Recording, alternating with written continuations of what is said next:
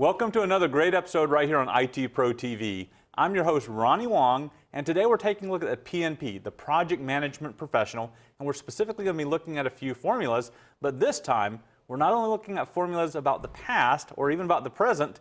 What we're actually looking at, of course, is about forecasting, and who better to help us out than Mr. Don Pezet. Don, how's it going? It is going great, Ronnie. Ready to jump into our episode on Groundhog's Day, right? We're gonna predict the future and see what the weather's going to be like, right? Well, not the weather temperature-wise, but the weather financially and schedule-wise inside of our projects. You know, when we run these formulas, the whole thing is they really act as a status report, right? How's my project doing? Well, you can see how your project's doing right now. You can see how your project was doing in the past. We've seen plenty of formulas for that. But taking that data and applying it to the future is what really matters. To say, if I stay on my current course, how's this going to end? Is my project going to come in on schedule, on budget? Am I going to meet my requirements? Well, the requirements, that's easy. You got a checklist of requirements you follow and you're done. But the schedule and the budget are constantly changing items based on the performance reports you're getting from the field. So we've got a collection of formulas that we can use that help us see that future, right? And it's not 100% foolproof, right? A lot of these formulas you guys will see are a little bit kind of assuming, right? They assume certain things are going to happen. And so in some cases, we'll have a formula where there might be more than one form, more than one variation of that same formula. And it's because of different conditions that can affect it. So this is not a be-all, end-all, here's what the future is going to be, but it's a most likely scenario type situation. And so you can say, boy, it looks like I'm going to come in behind schedule. So I need to start taking action now to fix that before I actually am behind schedule and I can't recover, right? That's what these formulas are all about, and so that's what we're going to get a chance to see right here. So, Don, when we talk about these types of formulas for forecasting, is this something that we necessarily have to do, or is this something like what you said, where you're just assuming that you may be coming in under schedule and that's when we need it? So you don't have to do anything. I suppose it's the difference between a good project manager and a bad project manager, right? We don't have to do anything, but with these formulas, I know I use them a lot in a couple of different scenarios. So if it's my project and I've been managing it from day one, I don't normally need these formulas, all right? And the reason is I know the trends that we're following. I've been watching the status reports. I've been involved in that project all along the way. I don't need this data. I've already got it because we see the trends and the patterns. But if you're newly assigned to a project, let's say it's a 3-year project and a year into the project, that PM leaves and goes to work for another company, you are hired on and you take over the helm of that project, right? Well, it's already a year in. You need to get up to speed. You need to see where you're going, what those trends are, and these formulas help with that, right? So definitely useful for you. And then the other part where it's useful is, let's say that you answer to a PMO, so the project management office, and they're monitoring a whole portfolio of projects. Well, hopefully they're not micromanaging you. And so they don't see the daily status reports, they don't see the trends, but they need a way to measure the health of your project, and these formulas come in there too. So as a project manager, you may or may not actually need these formulas. If you're new to the project, you will. But if you're a PMO, if you're somebody else like in the governance side of things, you'll need it. You'll need these numbers to tell the health of that project. So definitely important. I guess the other thing is, if you're going to take the exam, you need to know these numbers if you want to get the questions right. So there's a bit of that too, but they are very useful. Most project management software will generate these for you, which saves you a lot of time, but we need to know how to do them by hand. Now, Don, looking at the actual different formulas that we're going to be going over, it's hard for me to tell which one we need to begin with first. So, Don, where are we going to begin? All right, let's start off with an easy one. I'm going to say easy. The formula actually looks a little scary, but it's called estimate to complete. Whenever you have an activity that's being worked on, the activity has a budget, right? A certain amount of money that you expect to expend, and we normally measure it in effort, so it's not just straight up money, but it's usually hours, how many man hours or just labor hours have to go into that particular activity. And we measure the percentage complete on that, and we've seen these with our other formulas in our other episodes. But what estimate to complete does is it's a formula that says, okay, here's how much we've done so far, how much do I have left, right? And if you've got a BAC, right, a budget at completion, which you already have, you set that in the planning phase, right? You plan for a certain budget for this thing to have when it's completed. So you have that BAC, but if things are running over budget or running under budget or whatever, that BAC is not necessarily accurate anymore, is it? Right? Because now we're off from that budget. And so an ETC, an estimate to complete, tries to fill in that gap and say, all right, here's what you've already spent. Here's how much more we're going to need to finish it, right? And let me show you the estimate to complete formula here. So basically, the way it works is it's made up of a few components. The BAC, the budget at completion, right? We definitely have to have that. The earned value. Now the earned value, notice this is EVC. This is the cumulative earned value. So if the activity has been going on for 3 weeks, it's not just the earned value for this reporting period, it would be the earned value for all 3 weeks, right? So we might need to add that up, or if we've been tracking it in a cumulative manner, we've already got that, right? So I need my cumulative earned value. And then I need to divide that by my cumulative CPI. And we covered that in another episode, right? Our cost performance index, and not just the cost performance index for the last reporting period, but the cumulative one for all of the reporting periods, which we may have been tracking it that way or we may not have. But if I have that cumulative value, then I'm going to be dividing by that. So we take the budget, which is basically what we planned on spending, and then we subtract what we've earned.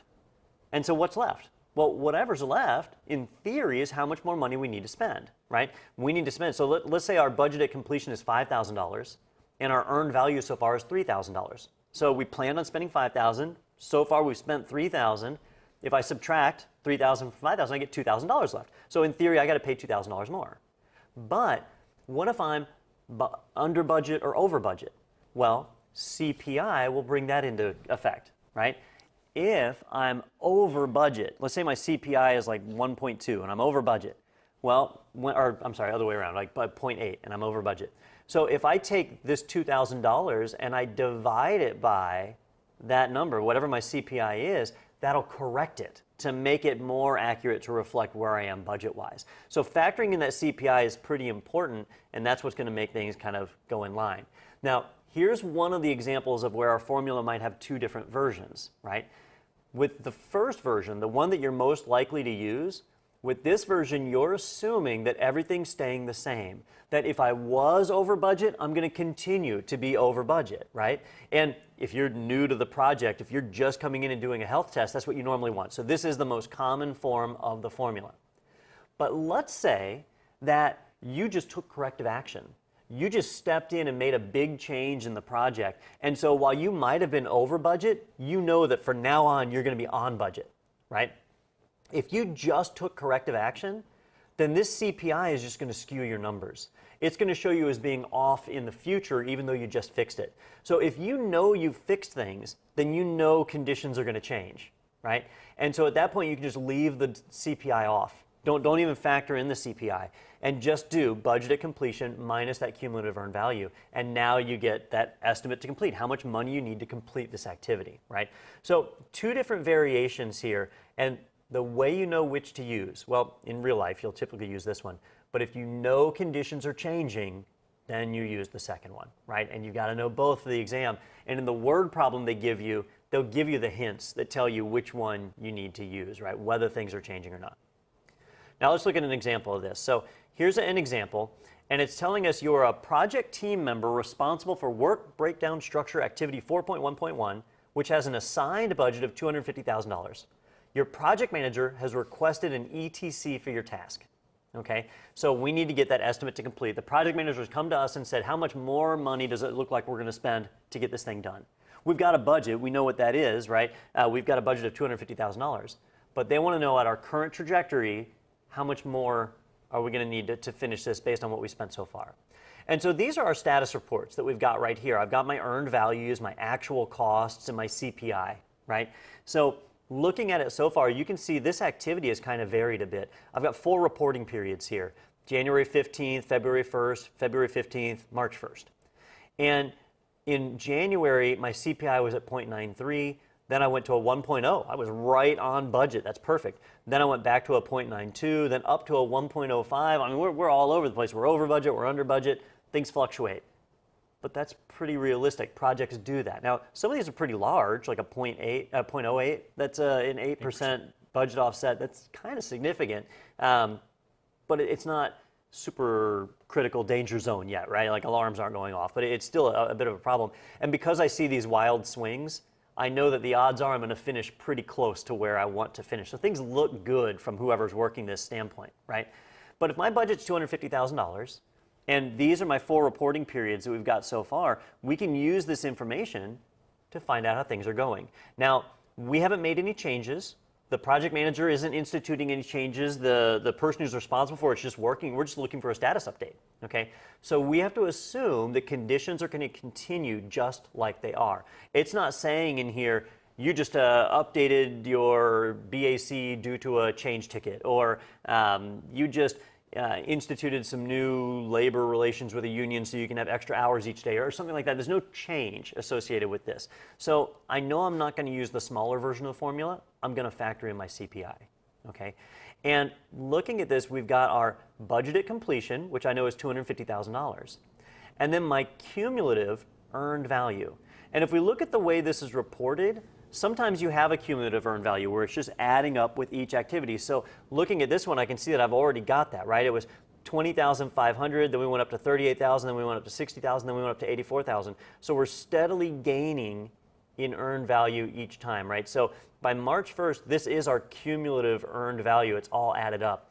If these were earned values for the individual reporting periods, then I would need to add all these together to create my cumulative earned value. Okay, so it just depends on how this report's been given to me, whether or not I'm going to have to add those up or not. Okay, and in this scenario, we can see they're already added up. So my actual cost at this stage is $80,000. My earned value is $84,000, and that's cumulative for the entire series of activities, right?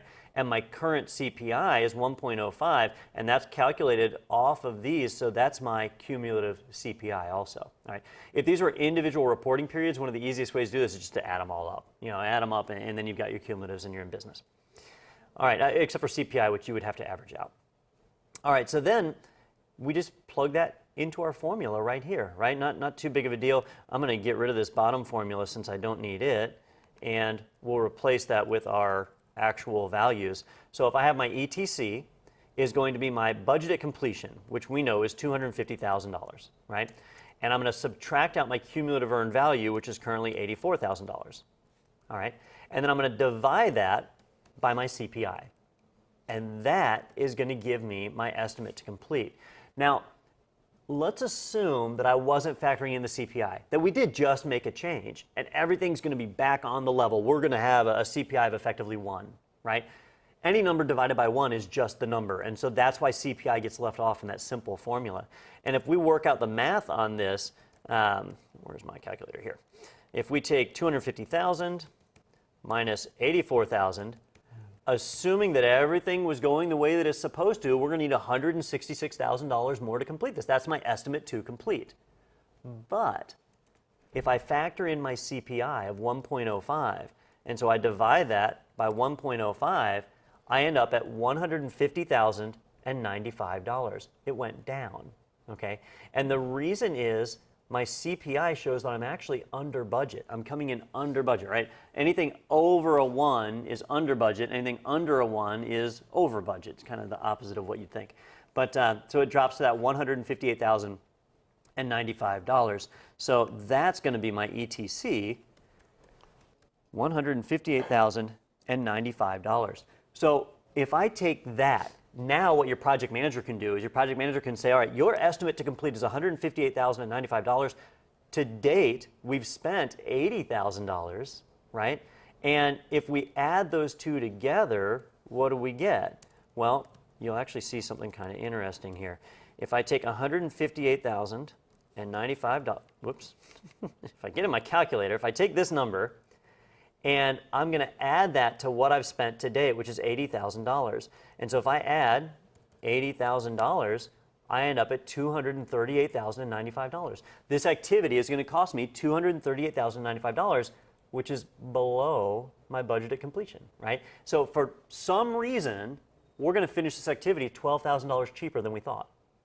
We need to find out why. Why is that? Okay, and it wasn't always like that. As we look at some of these earlier reports here, there were times where we were over budget. And so then we'd get some number higher than $250,000. But right now we get that estimate to complete, and we can tell the accounting department or whoever, like, this is the amount of money that we're still going to need in order for this to finish up. So that's estimate to complete. All right, pretty straightforward formula. The hardest part is just remembering which one to use. And just that CPI. If you think about it, if your project is doing exactly what it's supposed to do. If you're on budget, your CPI is going to be 1. And any number divided by 1 is just that number, so that value becomes useless. So if you just made change to bring yourself back in level, you just leave the CPI off. Now, for the exam, you could just remember the main formula, the long formula, and forget the short one, right? And then if they don't tell you a CPI, you could just use a CPI of 1, and you effectively have the other formula. But really, you have one formula for normal activities and a separate formula for when things have just been put right back online. All right, a similar formula that's related to ETC is the TCPI. All right, TCPI is the Two Complete Performance Index. Let me bring it up here on the screen. So this is the Two Complete Performance Index, and the way this one works is very similar to Cost Performance Index or Schedule Performance Index, those guys, right? We just did ETC, the Estimate to Complete, how much money we needed to finish. Well, TCPI is basically the same thing, except it's an index instead of being a straight up dollar sign. So it's kind of like when you calculate cost variance, what's the difference between where I'm at now versus what I was planned for, or calculating CPI, where CPI gives you basically a percentage of how far off you are. Well, the Two Complete Performance Index is the same thing. We get a percentage that shows us how far off we are from where we should be. Now, just like with Estimate to Complete, we have two forms of the TCPI formula, all right? One for when our budget at complete is still valid, right? Where our budget is still what we expect to finish at. And another one where we may have decided that the budget at complete is just dead. That we know we're not going to be able to meet that budget, and so now we're working on something different, right? Just we're trying to figure out where we're going to end up. So two different formulas, but they are very, very similar, all right? The way the formula works is this. We take our budget at completion and we subtract our earned value, right? So the budget at completion, whatever we planned on spending, and we subtract our earned value, what we've already spent, right? Not the actual cost though, but the earned value, so we factor in some scheduling too. So we subtract that from the BAC and you end up with a number, which is basically what we just saw a moment ago with the Estimate to Complete, right, the ETC. But then we divide that by the budget at complete minus the actual cost. So now we take schedule out of the picture, right? This is very similar to our Cost Performance Index, which was earned value divided by actual cost, right? Now we're just subtracting the budget at complete, right, or subtracting that from the budget at complete to figure out what's our to complete. How much more do we need to finish, not just where we're at right now. So this is really just a variation of the CPI formula. And this guy right here is really easy to implement, and then you get that index, and this is useful if we're trying to measure it against other activities, right? Remember, the indexes are always about comparing things. When I want to compare more than one project, when I want to compare more than one activity, I don't want to just use CV or SV. I don't want to use those guys because depending on the size of the project, those numbers get skewed. But an index, I can compare an index between projects regardless of how different their budgets are and get a good idea of how they're doing health-wise, all right? The problem with this, though, is if our budget is shot. If we know that we're over budget and we're kind of in trouble, and we know we're over budget, and we say, we've really got to do a change ticket. We got to request some more funding to get this project back in line, right? And if we do a change ticket, we do an estimate to complete, we find out how much more money we're going to need, we do a change ticket, we submit it, we show the ETC we calculated and why we need more money. If we get approved, the change goes in, and the new budget becomes your BAC, and now your BAC is valid. But for that window of time where you've got to do a change ticket, your BAC is not valid. And so when you calculate your TCPI, it's going to be wrong. It's not technically wrong, it's just not terribly accurate, right? And so we can make it more accurate if we throw out the BAC from the divisor here and swap that out for something called an EAC, all right? Now, we saw ETC just a moment ago, the Estimate to Complete. That's how much more money we need to complete. But an EAC, that's the estimate at completion. So in other words, by the time we reach completion, how much money do we think we'll have spent total? Estimate to complete is how much more money we're going to spend. EAC is how much total money we're going to spend, all right? And we haven't seen the EAC formula yet. We're going to see that next. But basically, it's just an updated BAC. It's a BAC that's more accurate for the situation you're in. As soon as that change ticket goes in and gets approved, you get a new BAC, and so you don't need the EAC anymore. You just go back to the BAC. And so this is the formula you're normally going to use, unless you're in that window of time where you're in trouble and you're planning for that support, that change ticket to update things. that's when you use this variation, right? And that's the only change, is swapping from the BAC to the EAC just for the accuracy. You still use BAC in the top part. You still use that budget at completion minus EV. And the reason is your earned value is calculated against your budget at completion. If you swap it for the EAC, your earned value is not calculated against an EAC, and now that's not accurate. So that's why you've got to keep that budget at completion up at the top. All right. So if we implement this, we can get a better picture of how our project is going. And so here we've just got an example of you're a new project manager. You've been assigned to a project that it's at risk and you need to salvage it. All right. There's 5 activities that are going on right now. So 5 simultaneous activities that are all in some various state of completion. There's stuff that's already done. There's stuff that hasn't even been started yet. But these 5 are the activities that are running right now. And the old project manager, on their way out the door, they give you the project book, and you can see the latest status reports on each of these activities. He gave you the earned value, the actual cost, the budget at completion, and even an estimate at completion, because they knew the project was in trouble and that we were going to need to take action, so they took the time to calculate the EAC out for us. All right. Now, that doesn't always happen, and so we'll see how to calculate EAC in a little bit. But for right now, we basically got that kind of out here. But what they didn't do is they didn't give us a TCPI, and so we need to calculate that. We need to find out what our to complete performance index is going to be. And we just break out our formula. Now, if we know things are still on track for the budget, we can leave with the BAC. We can stick with that. But if we know things are in trouble, we can swap it out for the EAC. Now, looking at some of these, you'll notice there's not much of a difference, right? Like if I look at task 1 had an actual cost of $20,000 and a budget at completion of $20,000 and an earned value of $20,500.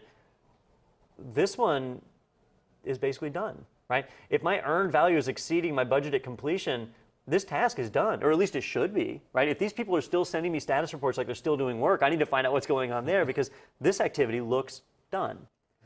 But if you take some of these other ones, like this guy has an actual cost of $40,000 and a budget at completion of $60,000. So I've still got a ways to go. This is still an ongoing activity, but I can see I've only earned $38,000 out of the $40,000 that I've already spent. So things are not in line. And when they calculated an estimate at complete, they're showing that we'll complete at $2,000 over budget, which is exactly the difference here between our EV and AC. So that's not to be unexpected. You'll see some of the other things where it looks like we're coming in under budget, right? Where we had a budget of completion for task 3 of $95,000 and an EAC showing that we're estimating we're actually going to complete at $90,000, so $5,000 under budget. So you'll see these little variations through here. Well, how do I know which ones are truly significant and which ones aren't? Because the numbers are so different, right? 12,500 compared to 38,000. That's a huge difference. It's like 3 times the size of activity 5. So it's hard to compare those two. But when we calculate the TCPI, it becomes easy to compare them, right? And we can just run right down the list and compare it. Now, the hard part for us here is the budget at completion shot? If I'm a new project manager and I'm coming into this and kind of evaluating it, I'll actually run with the BAC anyway, because I don't necessarily know if the budget at completion is shot. This will tell me. And then if I see that things are really bad, then I might come back and rerun it with the EAC afterwards instead. Okay, but a lot of times I'll run with the BAC because that's what I've got to work on. I've been brought in to salvage this project. These are the numbers I've got to work with. I got to work with my plan, right? Because I know the plan's approved. I can't work on some change ticket that hasn't even been written yet. So that's what EACs are all about. So I'm going to run through the formula here and kind of figure each one of these out. So if we start with just task 1, we need our budget at completion, we need our earned value, and we need our actual cost. And so we've got all 3 of those values right there, and we can start running through and figuring out what our TCPI is. So starting here with our budget at completion of $20,000 minus our earned value, we end up with negative $500. And that's because this task is technically already done, so we end up with a weird number, right? And so we'd have negative $500 divided by the budget at completion minus the actual cost, which is 0. So I have negative $500 divided by 0. Ronnie, do you know what that's going to be? That should be a 0, I believe, is what it's going to be. It's going to be a 0, or is a negative number divided by 0 imaginary? No, it's just really not a number, yeah. So anyhow, we'll flag that one as 0. It's a 0 because this activity is done, right? So the to complete performance index, we've already kind of passed that point. So you expect to get an odd number like that. Even if I ran the EAC, you see that the BAC and the EAC are the same, so it's not going to make any difference. All right. But when we start to get to some of these other ones, that's where we're going to see variations that actually matter, right? So if we start with activity 2, we take our BAC, which is $60,000, and we subtract our earned value, which is $38,000, so we end up with $12,000, right? So we have $12,000 divided by our budget at completion, which is 60,000, minus our actual cost, which is 40,000, so that leaves 20,000. So 12,000 divided by 20,000. And so if we fire that up. You may have to do the math on that one again. Oh, did I screw it up? I think 60 minus 38 is going to leave you with 22,000. 22. Oh, shoot, it is 22,000. Yeah. See, this is why we use things like Microsoft Project. So, all right, so let's not trust my math anymore. And so we take that 60,000, we subtract the 38,000, and pretend like I paid attention in school. So 22,000, that's our top value. And then our bottom one was budget at completion minus actual cost, and that one is 20,000. So we'll divide that by 20,000, and we end up with 1.1. So a TCPI of 1.1, right? It looks like we're coming in over budget on this one, right? So we have an actual cost of 40,000, but we've only earned 38,000. So there's that disparity, and it looks like we're going to be coming in over budget. All right, then as we look at some of these other ones, we can kind of run through that same process. And so I'll take budget at completion minus earned value. So this one will be $35,000. And then I take my budget at completion and subtract my actual cost, which is 95,000 minus 55,000, so at least 40,000, right? So I've got 35,000 divided by 40,000 and gives me a 0.875, which I'll round to a 0.86. And I guess I should have carried this one out one more decimal just for accuracy. I like to keep everything at the same decimal places. That way you get consistent numbers. Anytime you round, you can start to have problems. All right, now we get to some smaller numbers on this one. Budget at completion of 24,000. We're going to subtract out that earned value of 8,000, which should leave us with roughly 16,000. And then our BAC of 24,000 minus our AC of 9,500, which is 24,000 minus 9,500, which leaves us 14,500. So we've got, let's see, I said it was 16,000 divided by 14,500, which is going to give us a 1.103, which I'll round to a 1.10. All right. And then lastly, we can look at activity 5 here, where we've got a budget of completion of 15,000. Our actual cost is 14,000. Our EV is 12,500. So BAC minus EV is going to get us 2,500. And then BAC minus AC is going to get us 1,000. And so 2,500 divided by 1,000 is a 2.5. That is a significant difference, right? Actually, that's too significant. Did I screw up the math again? 15,000 minus 12,500 is 2,500. 15,000 minus 14,000 is 1,000. So, yep, it is that far off. All right, yeah, pretty unusual to get a number that high, so that's why I just double-check my math, and you should do that on the exam too. If your numbers seem disproportionately off, you'll want to reevaluate that. So taking a look at this, it becomes pretty obvious where I need to focus my efforts, right? What we're looking for is who's in the most risk, right? Where we need to focus our resources. If I have a limited reserve, where am I going to spend my reserve, right? And we've got to evaluate what we've got. There's some things like this guy with the TCPI of 0 where you can just ignore it. I mean, just put that one out of your mind. It's a 0. It's fine, right? But then I've got 2 that are 10% over and 1 that's 14% under. 14% under is kind of a good problem to have, right? It means that we're going to spend less. Our budget at completion was 95,000. Looks like we're going to end that one at 90,000. That means we have extra money that we might be able to assign somewhere else. But there's probably a reason why we have that extra money, and we need to go and find out why. So it's not necessarily a good thing, right?